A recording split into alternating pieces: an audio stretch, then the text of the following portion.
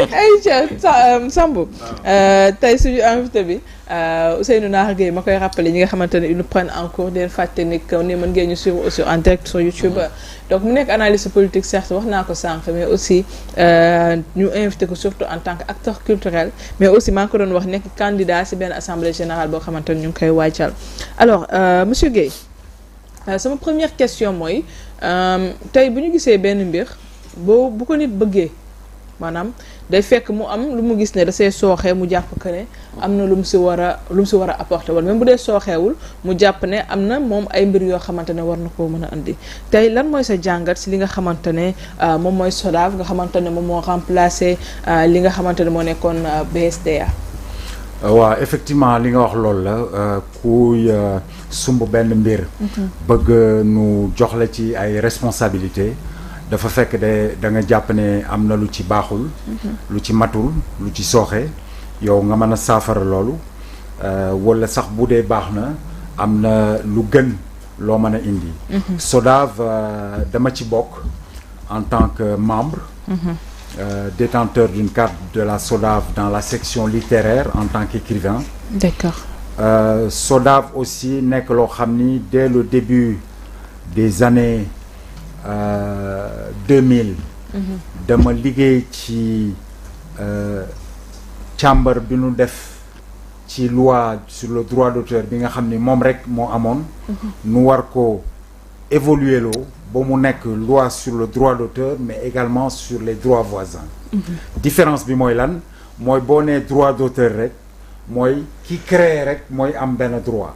wala producteur am sax am benn droit mais yow mi interprété doo am droit. or fecckat wala sax chanteur di nga interpréter œuvre boo xam ni yow bindoo ko taalifoo ko defoo musique bi et cetera mais ñu jàpp avec l'évolution du droit de la propriété intellectuelle ne interprètes yi comme auteurs yi compositeurs yi dañu war a am ay droits donc ñu liggéey ci au début des années 2000 ba pratiquement 2006. pare liggéey bi présenté ko dans les différents circuits administratifs mu mujjee par l'adoption de la loi de janvier 2008 sur le droit d'auteur et les droits voisins. bi nga xam ni bu nu defee loolu rek BSDA waroon na arrêté parce que BSDA service de l'État la woon entité publique la. ci gouvernement bi la bokkoon.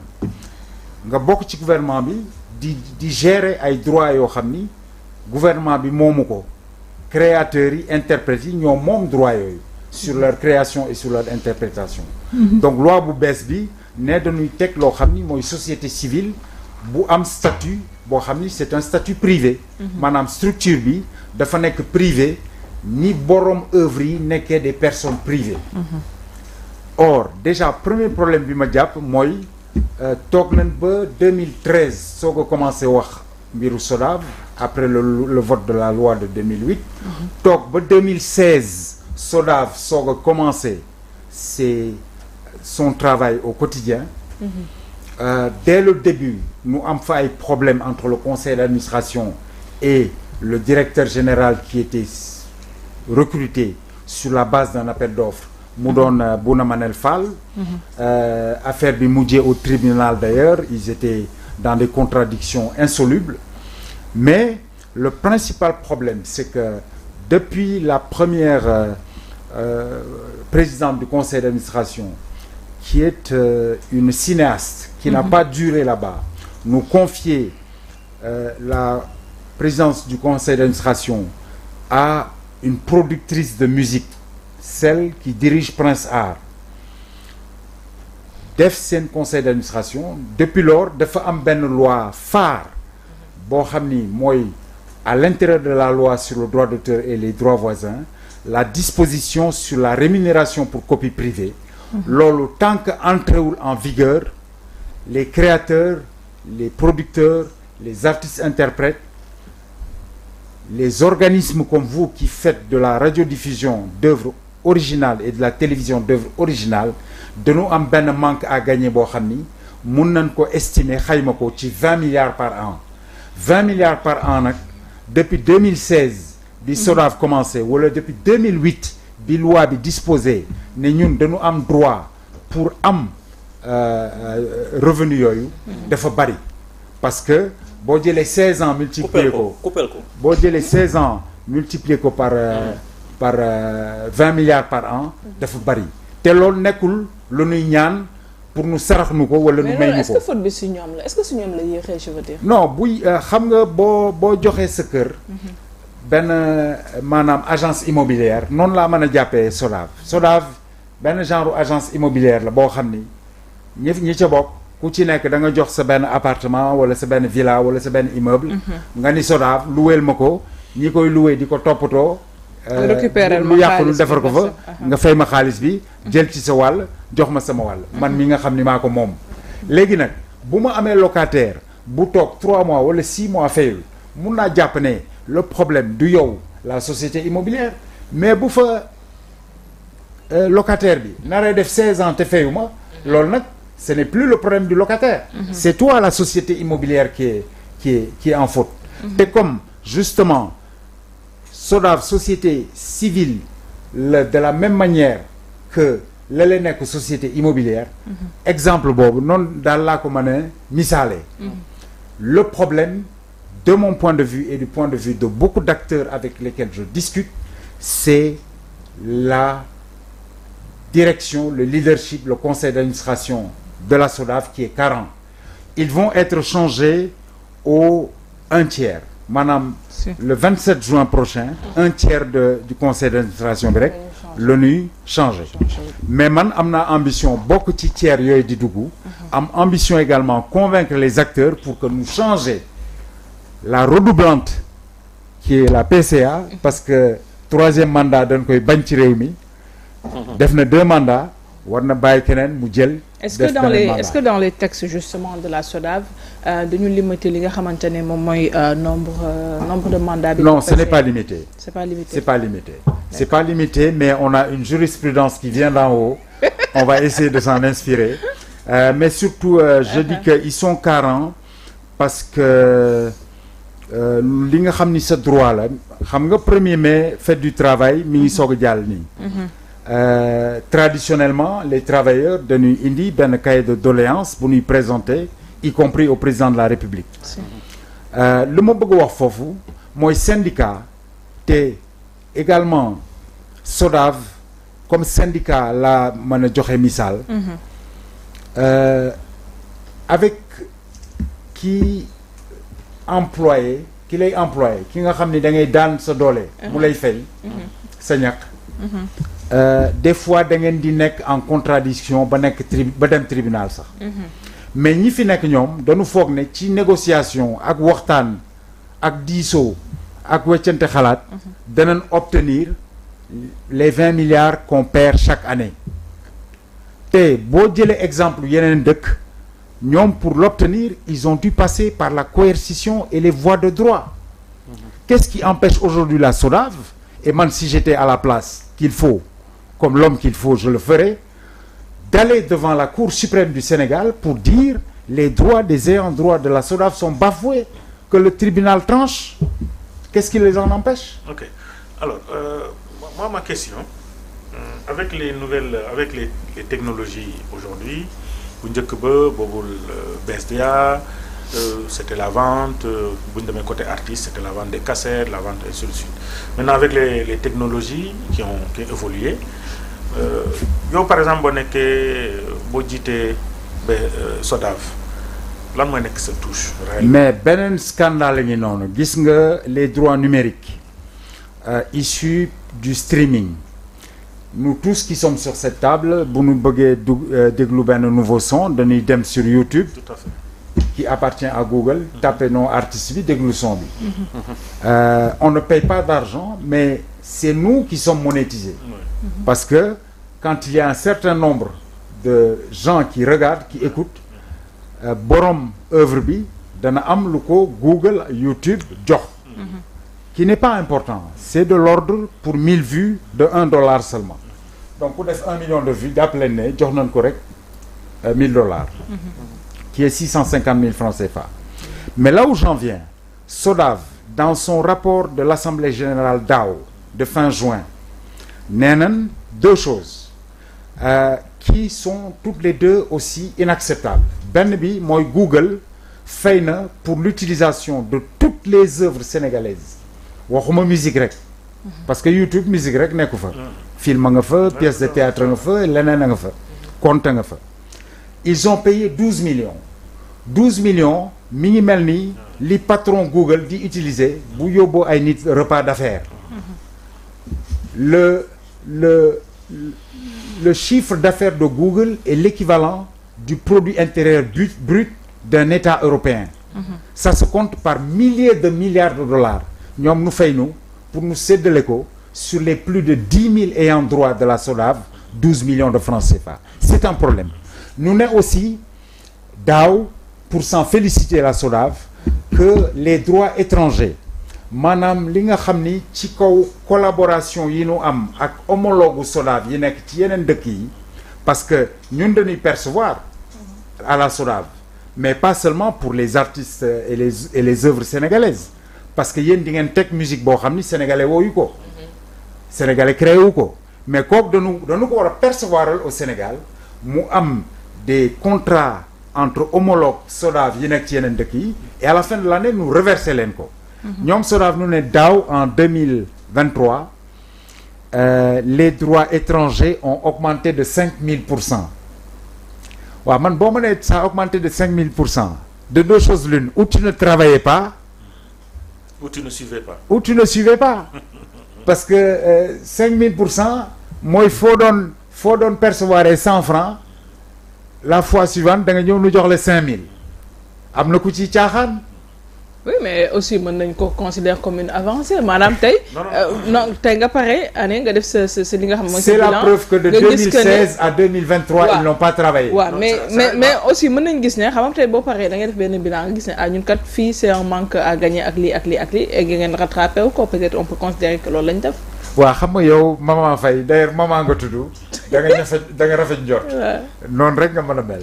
mais je vous dis en tant qu'expert m'intéressant à ces questions-là, je te confie une entreprise, je te confie Global TV, Sambou Biagui, Inch'Allah, Amin, et tu fais une progression sur 12 mois du chiffre d'affaires de 5000%, je pense que fa nekkoon dama koy poursuivre en justice. Parce que c'est justement un chiffre irréaliste. C'est pourquoi je parle de suivi. Parce que ils ne faisaient pas le suivi. Voilà, YouTube ils ne faisaient pas le suivi. Et jusque-là, ils ne le font pas. Parce que YouTube ne peut pas payer pour le répertoire sénégalais dans le monde entier utilisé 12 millions de francs CFA à la SODAV. C'est juste inacceptable. C'est inacceptable. Parce que budget boo ko tegee da ngay ne c'est des recettes. Mais ces recettes boo ko toppul mënoo def sa recette. Donc aujourd'hui YouTube lu muy dégager li ngay am YouTube il faut nga am suivi pour nga mën a am recette. leneen li ma ci bëgg a yokk mooy la SODAV actuelle fait dans la facilité. Pourquoi je dis ils font dans la facilité. soo jëlee 10 000 membres de la SODAV 8 000 yi ci musique lañ bokk muy chanteur artiste interprète instrumentiste ci musique lañ bokk. Donc c'est beaucoup plus facile aussi pour la SODAV d'aller endroit boo gis dans Dakar wala hors de Dakar à Saly dans les régions les plus lointaines et cetera buy teg musique nga ne ko tu signes un contrat avec moi tu me payes de l'argent loolu c'est le plus facile mais aujourd'hui un écrivain touche 0 franc quand il y a des répartitions de la SODAV parce que li ñu war a def par exemple sur les appareils de reprographie maanaam bureautique bu am dans la ville de Dakar war a fay pour de la reprographie parce que mën nañ fa photocopier livre duñ ko fay il récupère 0 franc CFA là-bas. Donc c'est pour ça je dis qu'ils font dans la facilité et ne font pas le travail qu'ils devraient faire. Je termine sur un exemple. Il y a 3 ans, d'ailleurs boobu lañ ko mujjee def sous le précédent ministre de la Culture pas Aliou Sow keneen ki ko jiitu l'homme de Sédhiou Ablaye Diop de Sédhiou. Ils ont distribué 20 millions à tous les artistes graphiques du Sénégal. Artistes graphiques, c'est ceux qui font de la photo, des peintures, des sculptures, te seen œuvres yi nu koy exposer dans des endroits publics. ñoom nu distribuer leen 20 millions sur toute une année à des gens qui se comptent par centaines. Ça veut dire chacun doit avoir touché, je ne sais pas moi, 100 000 francs. Ça loolu téyewul kër. Le dernier scandale, c'est ce qu'il y a eu pendant la Covid. Pendant la Covid, l'État, pour aider le secteur, a mis à disposition de la SODAV 5 milliards 500 millions. Sachant que le chiffre d'affaires annuel de la SODAV est entre 800 millions, 1 milliard. La SODAV a dit, pendant Covid bi, kenn tëggul concert, de nous tëj boîte de nuit, de nous tëj les restaurants, ils donnent tech musique, etc. Donc, ils ont un manque à gagner. On leur a donné 5 milliards. Au lieu de penser def benn investissement productif à long et moyen terme, boo xam ni ñépp ñi bokk SODAV ñoo koy bokk, dañu jël 5 milliards yi de la manière la plus bête et méchante, diviser ko par le nombre d'ayants droit, ku ci nekk nu jox la 125 000. mais est-ce que ayants droit yi aussi du loolu lañ bëggoon dans la mesure où instant boobu ñu bëri ci difficulté financière lañ nekkoon ba nga xamante ne on pensait plus comme ni nga doon wax maanaam investir si loo xamante ne à long terme lay nekk mais au contraire parce que on voit même coow loolu sax bëri woon na ñoo xam ne dañu doon casse le fait que amuñu kii lu tax lii nekk 100 000 lu tax mu tuuti ainsi de suite est-ce que aussi ayant droit yi instant boobu. non lu ñëpp bokk mënoo ci décider yow dong. C'est une société de gestion collective. Et collective bi moo am solo. C'est-à-dire que on gère au mieux des intérêts du plus grand nombre. mënuñu gérer rek ne ku ci nekk noo bëgg nu ëwalee rek lan lay ëwalee sa dal. C'est pas ça. On prend la meilleure décision et c'est pour ça il y a des assemblées générales. C'est pour ça la direction de la SODAV doit rendre compte ayant droit yi valider ko nu def des questions à l'ordre du jour interroger ci les membres ñoom lu jox ci seen sentiment. Et aussi, je rappelle que pour que la SODAV fonctionne, il leur faut un agrément qui est donné par le gouvernement du Sénégal. Parce qu'ils perçoivent de l'argent. Agrément bi, ça a été donné pour la dernière fois il y a 2 ans. Parce que dañ leen njëkk a jox pour 5 ans, on le donne à chaque fois pour 5 ans. Te loi bi dafa disposer que la première société qui va exister, au moins pour les 5 ans, elle sera la seule société de gestion collective qui va exister. Mais il n'y a aucune raison pour que SODAV rek existe au Sénégal en matière de gestion collective. Tu vas dans les pays avancés, tu as la SACEM peut-être pour la musique. En France, tu as la Société des gens de lettres pour les écrivains. Tu as la SACD pour les auteurs, compositeurs dramatiques. Tu as la SPEDIDAM pour les artistes, interprètes, etc., etc. Je voulais vous poser la question. Pourquoi vous n'êtes pas allé dans ce sens-là? Mais parce qu'il y a des lobbies qui sont contents de ce statu quo comme ils étaient contents du statu quo du temps du BSDA. C'est ça le problème. Donc là, Macky Sall, avant de partir, il y a 2 ans, leur a donné un nouvel agrément qui court pour 5 ans, c'est-à-dire de 2021 à fin 2026. Mais les écrivains qui reçoivent 0 copec de la SODAV, je ne vois pas qu'est-ce qu'ils continuent de faire à la SODAV. Pourquoi ils n'ont pas leur propre société de gestion collective? Qu'est-ce qu'il y a devant un empêchement? Qu'est-ce qui empêche que parce que c'est une bonne organisation. La bonne organisation voudrait qu'aujourd'hui que écrivains yi ñu am seen truc, les artistes graphistes ñu am seen kii, les artistes chanteurs ñu am seen kii. Ce serait. Je suis content de t'avoir convaincu. Voilà mu gënoon a yomb. Qu'est-ce qui l'organisation normale. Lan moo ko empêché. Mooy l'organisation normale. Lan moo ko empêché lan moo empêché. li ko empêché, c'est que déjà beaucoup d'acteurs ne savent même pas que cette possibilité existe. On leur a mis dans la tête qu'il y avait le BSDA, il y a la SODAV, c'est tout ce qu'il peut y avoir, contentez-vous-en. Ils ne savent même pas que dans la loi sur le droit d'auteur et les droits voisins, on dispose qu'après 5 ans de fonctionnement de la première société de gestion collective qui fera la transition après le BSDA, plusieurs sociétés de gestion collective peuvent exister. Il ne tient qu'aux acteurs de se réunir et d'en créer selon la catégorie, la section de propriété intellectuelle à laquelle ils appartiennent. Après nag, il va falloir aller vers l'État pour lui dire j'ai besoin d'un agrément qui va me permettre de me collecter au nom de mes membres, répartir au nom de mes membres. Vous êtes candidat à la succession de Madame Ngoné Ndour à la SODAV. Absolument. Alors depuis plus d'un an. Voilà, depuis plus d'un an, assemblée bi nekk en juin. Est-ce que tey si vous devenez justement le PCA, est-ce que vous allez prôner cette séparation? Si je deviens le PCA, je travaillerai à ce qu'à la fin du mandat qui me sera confié, on fasse en sorte que non seulement il existe des collèges comme il en existe au sein du BSDA, collège des auteurs-compositeurs, collège des interprètes, collège des écrivains, collège des graphistes. En ce qui me concerne, je ferai en sorte qu'à la fin de mon mandat, il existe plusieurs sociétés de gestion collective, chacune dédiée à travailler pour les membres de cette société de gestion collective-là, dans le sens où... Hein? Non, buñ ko sàccee man à la limite s'ils le font sax à quelque chose malheur est bon, je serais content que mes idées aient triomphé. Parce que au final c'est ça. Au final ce n'est pas un combat personnel, c'est un combat de principe dans un secteur dans lequel je m'active depuis 25 ans, la question de la propriété intellectuelle. Donc je dis, loolu ce sera ma véritable victoire, parce que on reconnaît un leader à la capacité qu'il a à former d'autres leaders.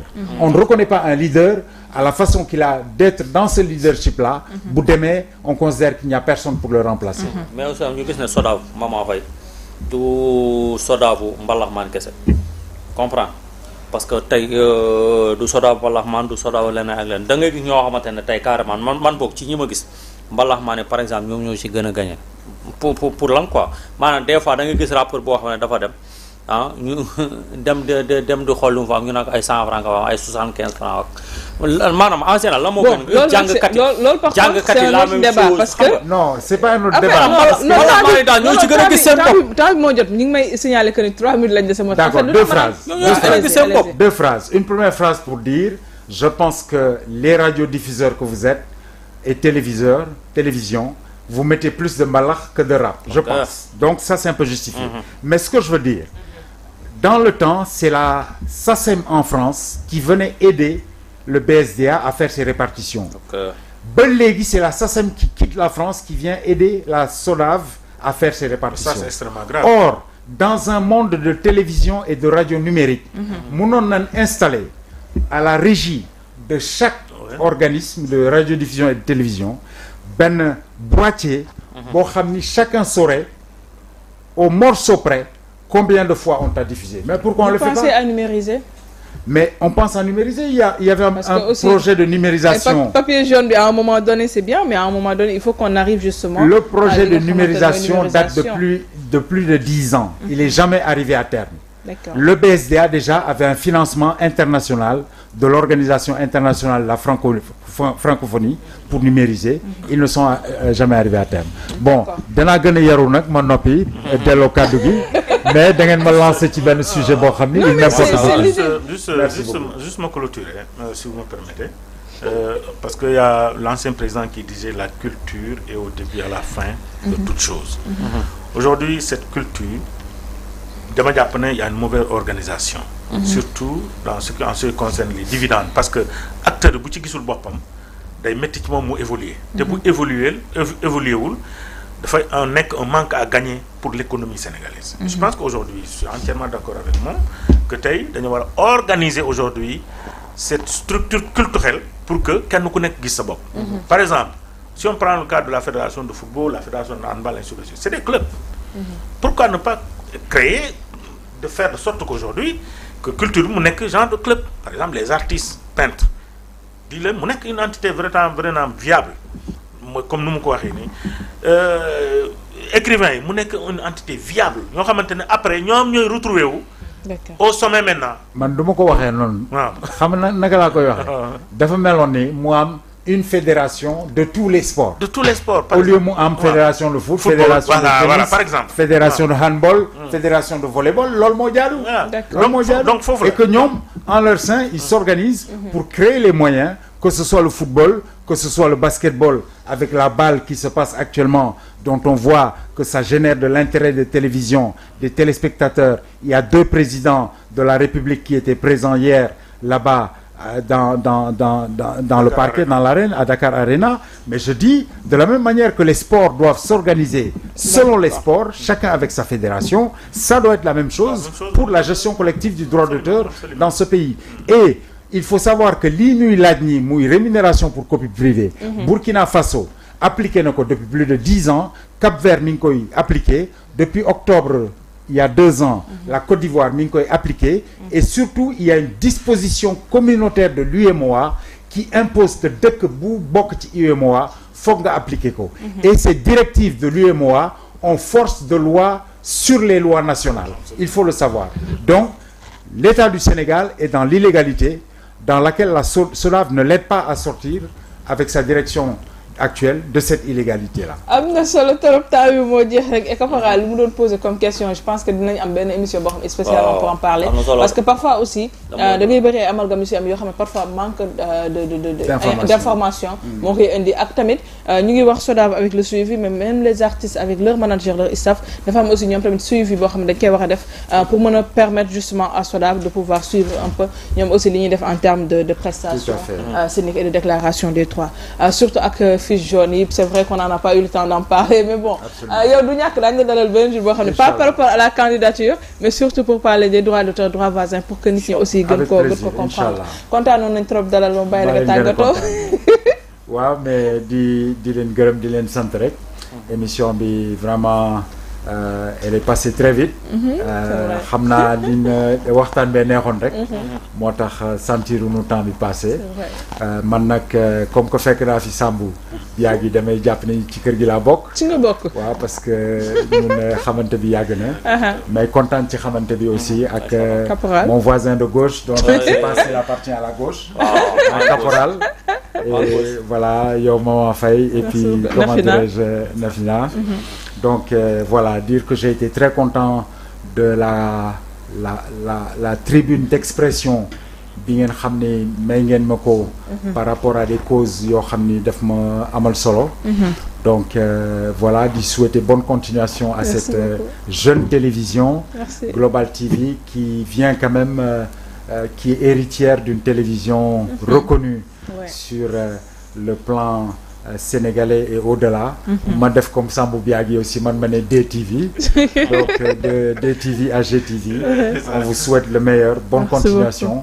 et c'est très bien que cette émission matinale Bonjour Sénégal aussi existait ndaxte elle fait la différence me semble-t-il avec la programmation habituelle yi ñu am ci yeneen télévision yi où d'habitude on ne parle pas vraiment de sujets sérieux alors que bon les Sénégalais nous suivent ils commencent leur journée ak ñun c'est toujours bon am xam-xam bu tuuti buñ ci jële daal